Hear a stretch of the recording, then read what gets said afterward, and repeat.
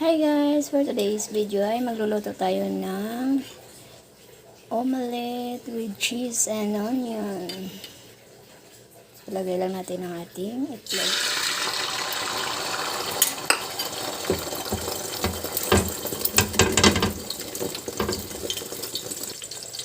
Tapos lagyan na natin ng konting sibuyas. At maglalagay na rin tayo ng parmesan cheese. Lagyan natin.